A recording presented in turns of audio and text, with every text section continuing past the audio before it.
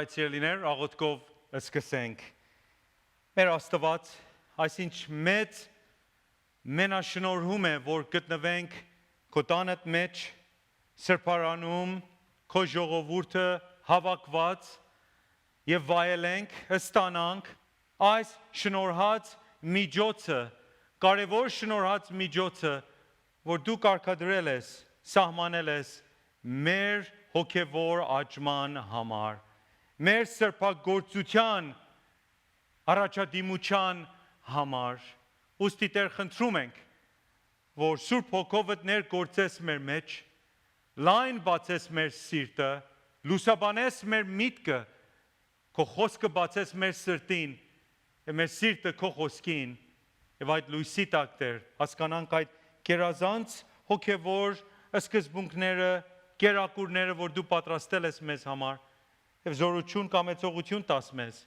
որ ապրենք այդ կյանքը ըստ քո խոսքին, բերելով քեզ փառք, Հայր, Որդի եւ Սուրբ Հոգի, հիմա եւ հավիտյանս հավիտենից, ամեն։ Սիրելիներ, եթե իշեք անցյալ երկու դասերում նշվեց, թե մեղավորների փրկությանը համար Քրիստոսի առարկայական գործը, objective work of Christ, ընդգրկում էր ոչ միայն նրա կյանքի տալն, այսինքն նրա մահը, այլ նաև նրա կյանքի ապրելը, his living։ Վերակազմ աստվածաբաններ համապատասխանաբար սահմանել են սրանց, այդպես որ նշել ենք, որպեսզի Քրիստոսի կրավորական ու գործունյա հնազանդությունը։ So we are continuing with our main theme, Christology, Քրիստոսաբանություն, եւ անշուշտ խոսում ենք դասերում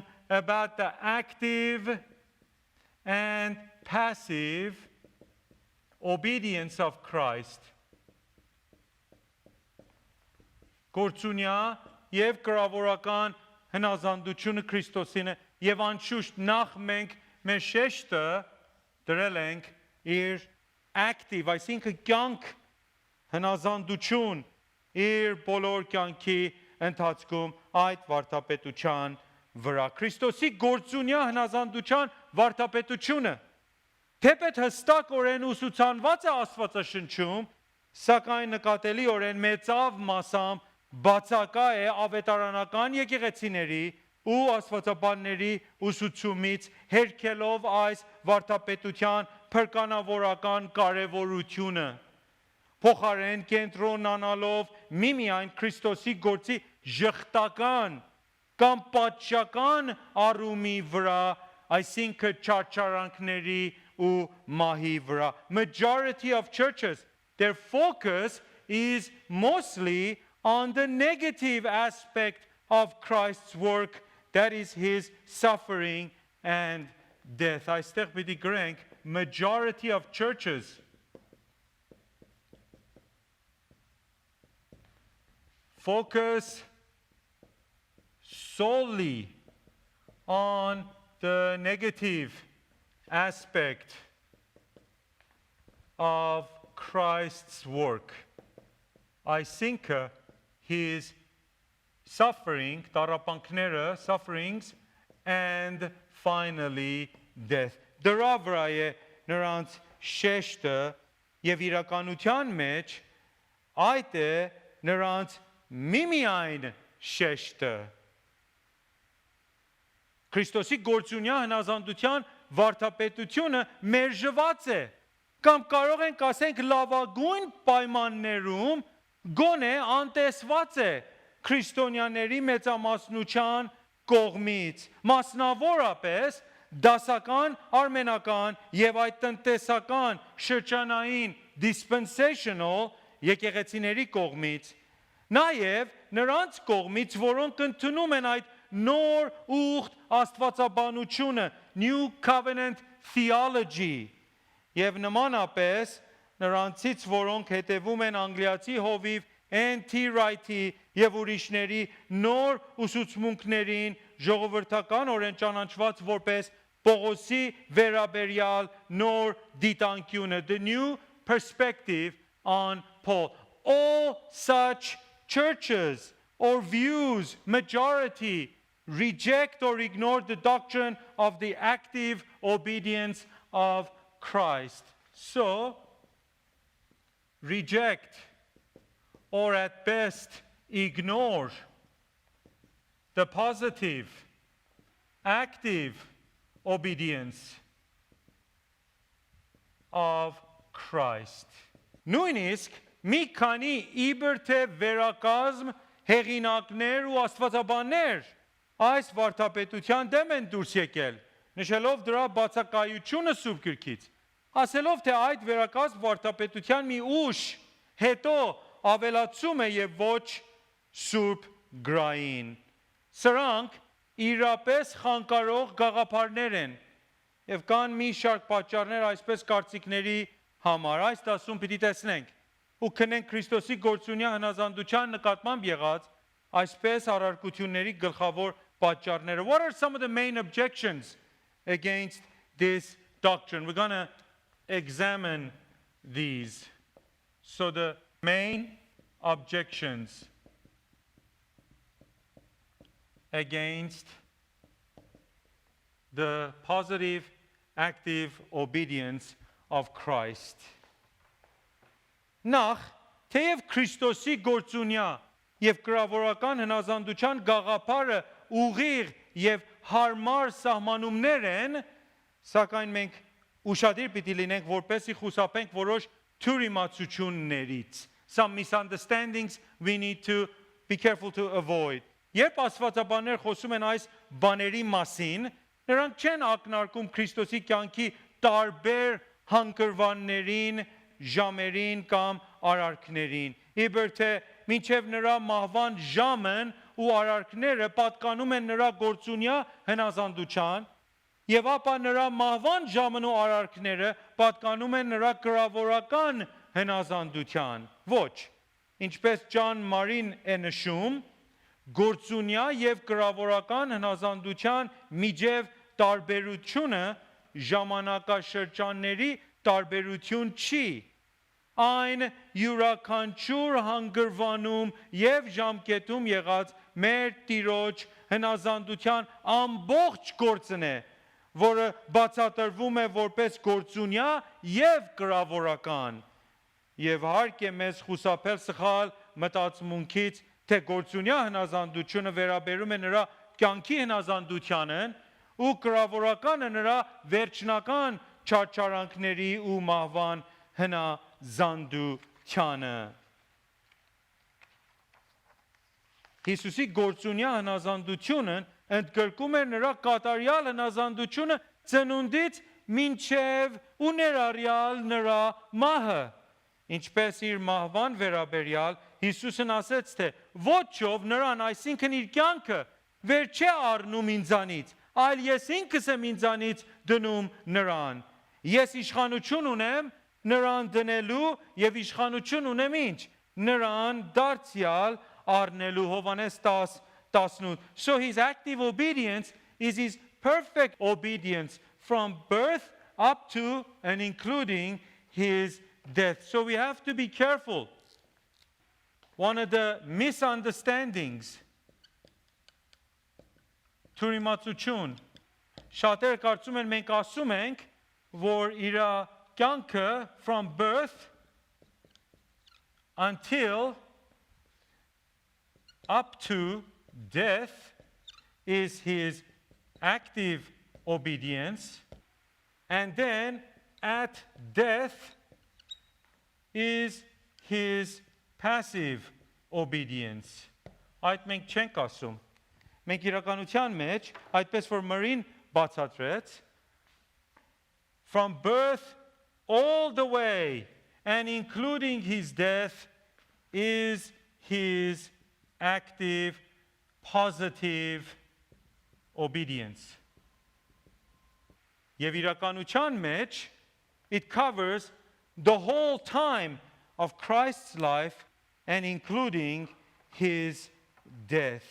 Նաև կրավորական սահմանումը չի նշանակում, որ Քրիստոսն անազդակ էր այն բաների մասին կամ անջատված էր բաներից, որոնք տեղի էին ունենում, այլ այդ նշանակում է, որ Քրիստոսը ինքը թույլ տվեց եւ ստացավ մեղքի պատիժը. So passive obedience doesn't mean Christ was inactive from what was happening, but rather it means Christ allowed it and received the penalty for sin. So այստեղ նաև պիտի ասենք it also his birth to his death is also the whole time is his negative passive obedience. Այդպես պիտի նայենք, մենք չենք ժամանակաշրջաններով բաժանում տարբերացնում. Նաև ուզում ենք ասենք, որ իր passive obedience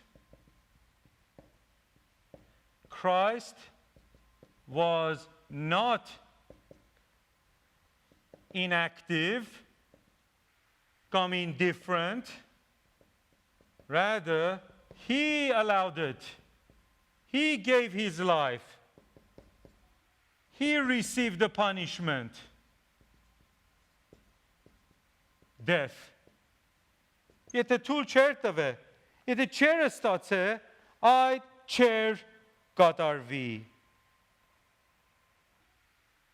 Ինչպես Մրին շարունակում է եւ նշում է, գրավորական հնազանդությունը չի նշանակում, որ Քրիստոսը իր վրա ստիպված հնազանդության անհոժար զոհն էր, իր չարչարանքներում նա գերագույնորեն գործունյա էր. He was active even in his sufferings and death. Նրա գրավորական հնազանդությունը թեպետ գագաթնակետին հասավ խաչի վրա, սակայն ներկա էր, երբ նա մեղքի եւ ընկած աշխարհի անեծքը կրեց իր ամբողջ կյանքի ընթացքում. So the passive obedience, he suffered the curse of sin throughout his whole life.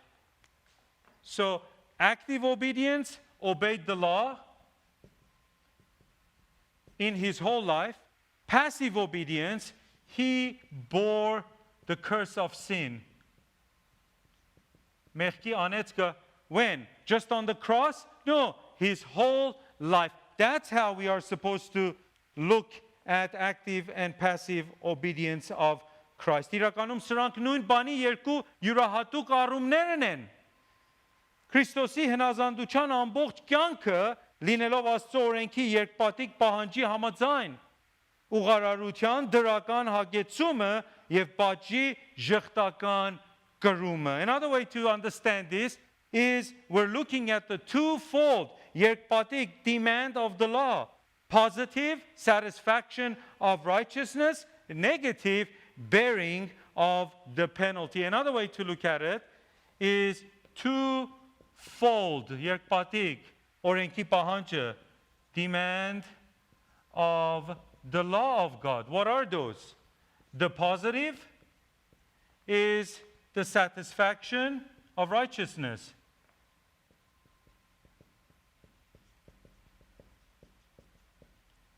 Ուղղարարության հագեցումը.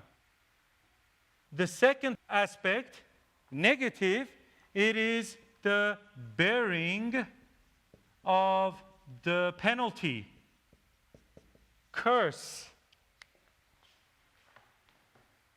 Ուստի, որպեսի այսպես թյուրիմացություններից խուսափել, ազատվել, որոշ վերակազմասվածաբաններ փոխարեն գործածել այդ գործունյա եւ գրավորական հնազանդության սահմանումները, գործածել են հրահանգային եւ պատշաճական բառերը բացատրելու Քրիստոսի գործը. Preceptive, այսինքն Աստծո օրենք, and penal, պատշաճական. So they call the satisfaction of righteousness preceptive,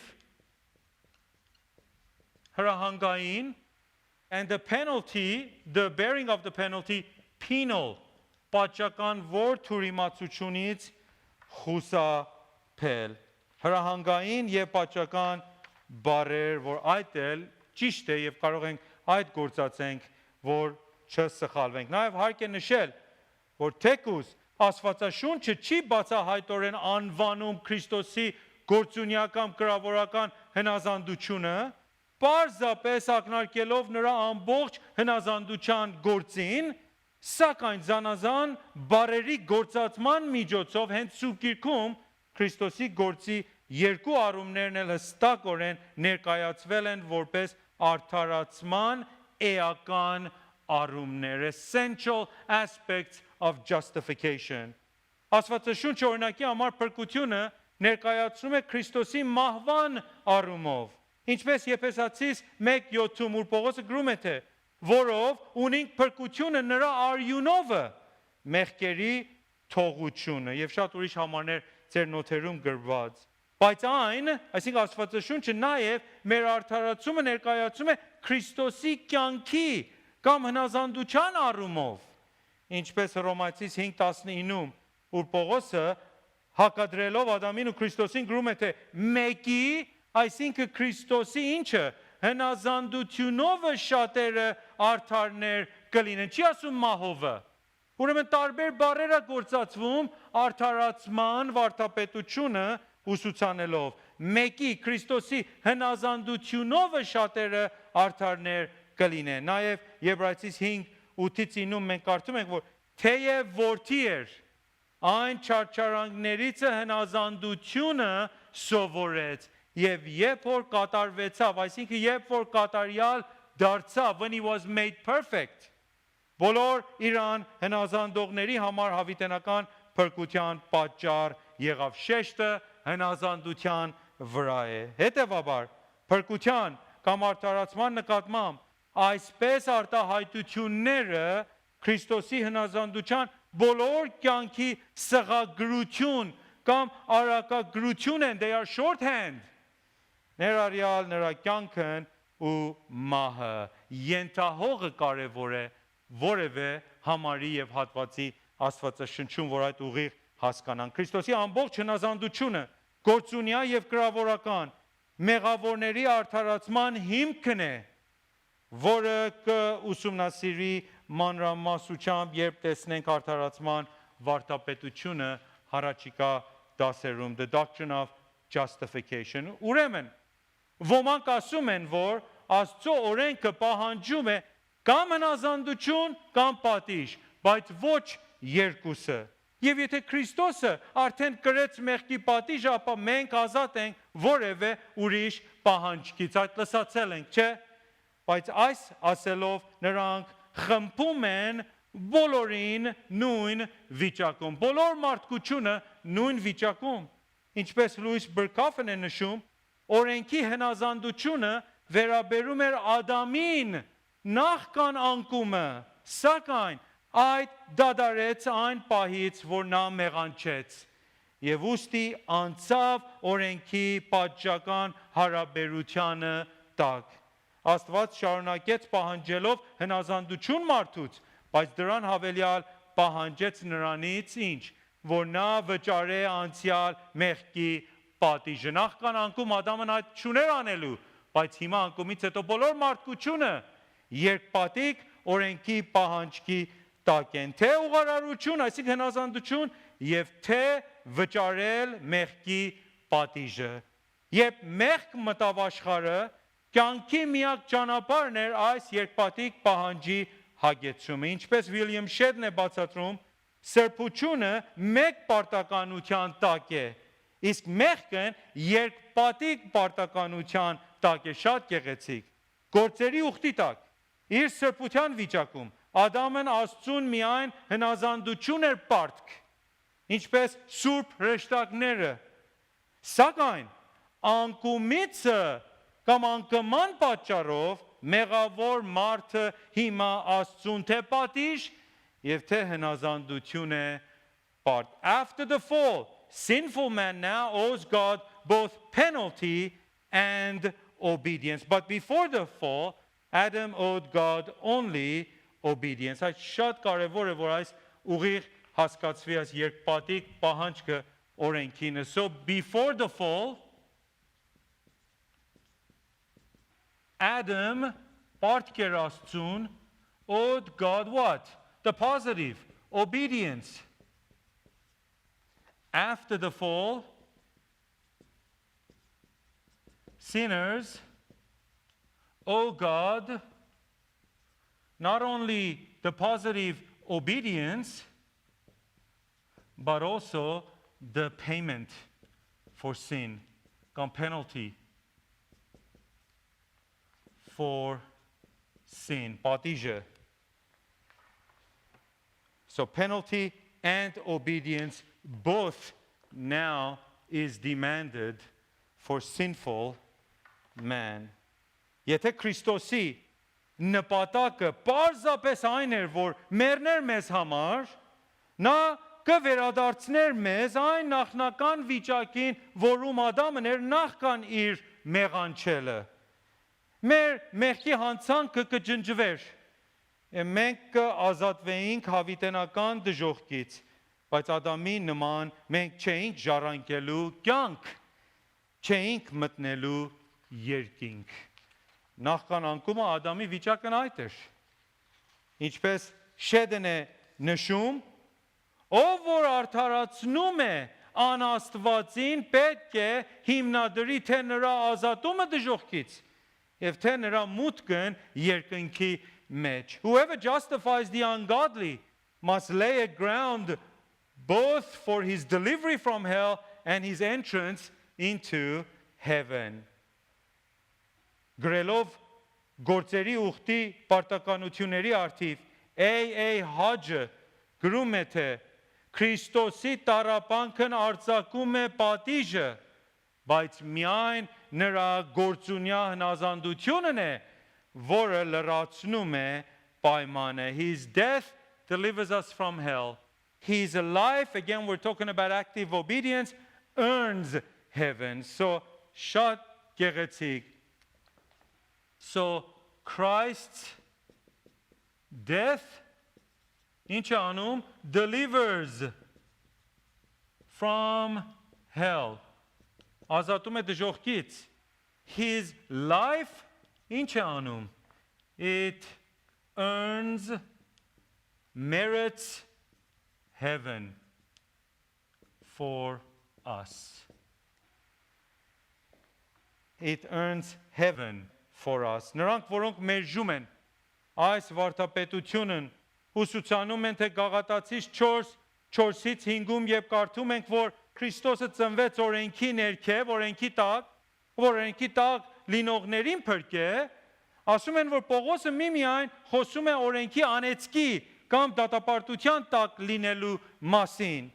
Այսինքն Քրիստոսը եկած էր կրելու մարդու մեղքի պատիժը, բայց այդպես որ բացատրվեց անցյալ դասերում, օրենքի ներքև արտահայտությունն ոչ միայն խոսում է լինել անեծքի տակը, բայց նաև օրենքի պարտականության տակը. Ինչ է այդ? Որն է կատարյալ հնազանդություն հիմնված ինքն Աստծո անփոփոխ նկարագրի վրա. Ինչպես Ջան Օոնն է բացատրում, օրենքի տակ լինելու արտահայտությունն առաջին հերթին եւ պատշաճորեն նշանակում է լինել դրա պարտականությանը տակ առ հնազանդության եւ միայն հետեւաբարորեն անեծքի վերաբերյալ. Այս հստակորեն հաստատված է հենց ինքը Պողոսից, որը միայն մի քանի համարներից հետո գրելով Գաղատացիներին, որոնք ջանանում էին շահել փրկություն իրենց օրենք պահելով, 21-րդ համարում հարցնում է նրանցից, թե ասեցեք ինձ դուք, որ կամենում եք օրենքի տակ լինել, օրենքը չեք լսում? Օվենը մեկնաբանելով այս ասում է, թե Գաղատացիները չէին փափակում լինել օրենքի անեծքի տակը, այլ միայն դրա պարտականության առ հնազանդության.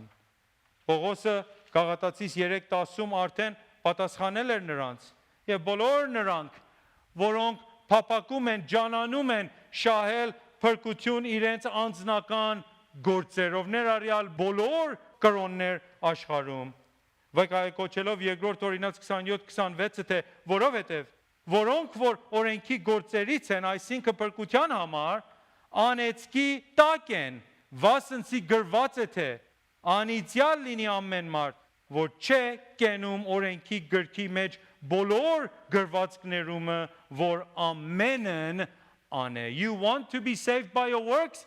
You must obey the law, every single part of the law perfectly. Միականձը, որը պահեց օրենքը կատարելապես, Տեր Հիսուս Քրիստոսն էր, որ ոչ միայն ազատեց մեզ մեղքի ու դժոխքի անեծքից իր կրավորական հնազանդությամբ, այլև տարավ մեզ շատ ավելի վեր այնտեղից, որ Ադամն էր, ինչպես Պողոսն է ասում, որ օրենքի տակ լինողներին փրկե, որ ինչ, որ որդեգրությունն ընդունենք, ստանանք, to become adopted as children of God, the positive, Գաղատացիս 4:5, ձեռք բերելով մեզ համար Աստծո զավակներ դառնալու ծայրագույն օրհնությունը։ Հենց դրա համար է, որ Հռոմացիս 10:4-ում նա գրում է, թե վասնզի օրենքի վախճանը Քրիստոսն է, ամեն հավատացողի համար դեպի ինչ ուղարարություն, righteousness։ Միմիայն Քրիստոսում է մեր վրա եղած օրենքի կատարյալ ուղարարության պահանջը լրացած։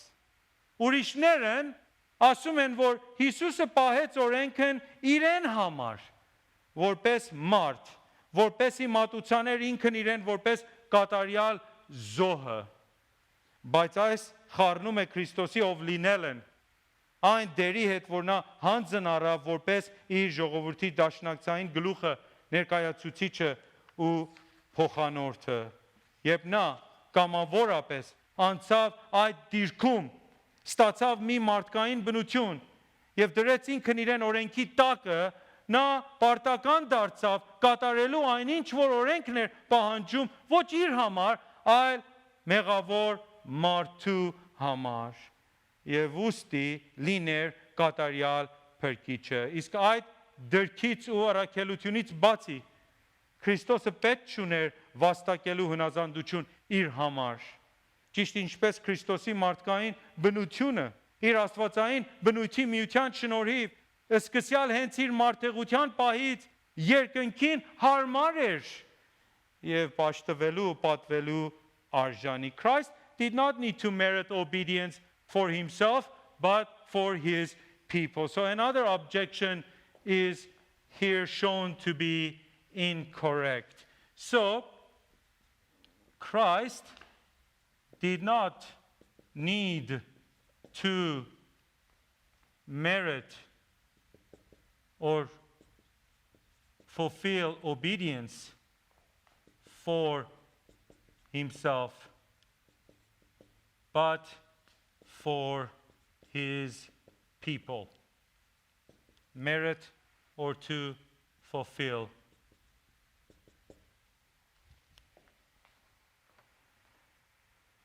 Սովորաբար, երբ մարդու փրկության համար Քրիստոսի Գործունեայ Հնազանդութիւնը մերժվում է, ուղղարարության այլ աղբյուրներ են հաճախ շեշտվում, տեղը բռնում։ Ընդհանուր ավետարանական կամ արմենական աստվածաբանությունն ի վերջո համարում է մեկի հավատքը ու հնազանդությունը որպես մարդուց պահանջված ուղղարարությունը։ Բայց այս ընդգծում է հավատքի մի սխալ հասկացողություն, որպես ուղղարարության որոշ մի գործ կամ փրկության արժանավոր պատճառ, իսկ Աստվածաշնչում հավատքը բացատրվում է որպես միմիայն այն գործիքը կամ միջոցը, որով մենք ստանում ենք, կարճում ենք Քրիստոսի ուղղարարությունը։ Այս տեսանկյունը նաև հակասում է փրկության համար Աստծո օրենքի պահանջին, որը կատարյալ իրագործում է ու ոչ մեղքով խառնված,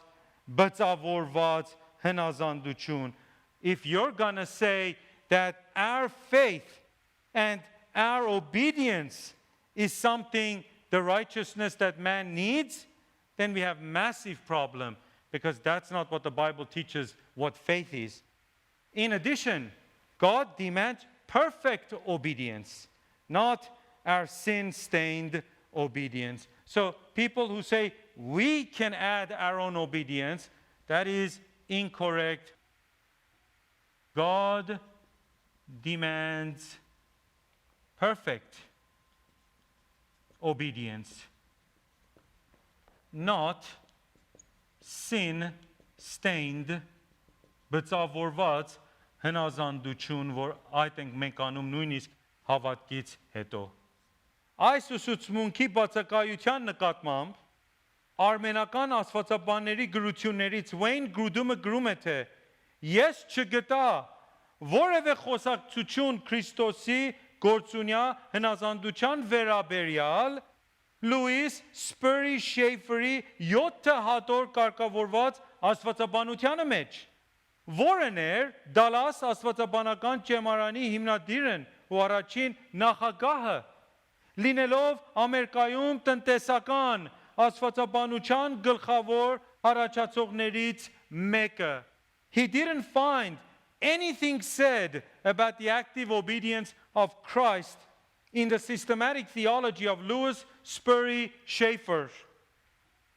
Նաև այդպես որ ասեցինք, նոր ուխտ Աստվածաբանության հետևողները New Covenant Theology չեն ընդունում գործերի ուխտը եւ վիճում են, որ Քրիստոսը վերացրեց կամ փոխեց Մովսեսի օրենքը հին ուխտում եւ փոխարինեց այն Քրիստոսի օրենքով, երբ նա առաջացրեց նոր ուխտն իր մահով։ Բայց այս մի հակասուրբկային խորհուրդ է, ստեղծելով մի կեղծ բաժանում հին եւ նոր ուխտերի միջև, ու նաեւ այդպես որ արդեն բացատրվել է, Քրիստոսը ոչ միայն չեկավ քանդելու Մովսեսի օրենքը, այսինքն Աստծո օրենքը, այլ եկավ կատարելու այն իր ամբողջ կյանքով ու մահով։ Նայեցեք Մատթեոս 5:17-18։ Փրկության համար կատարյալ հնազանդության պահանջը չի վերածվել շնորհքի ուխտով, այլ կատարվել է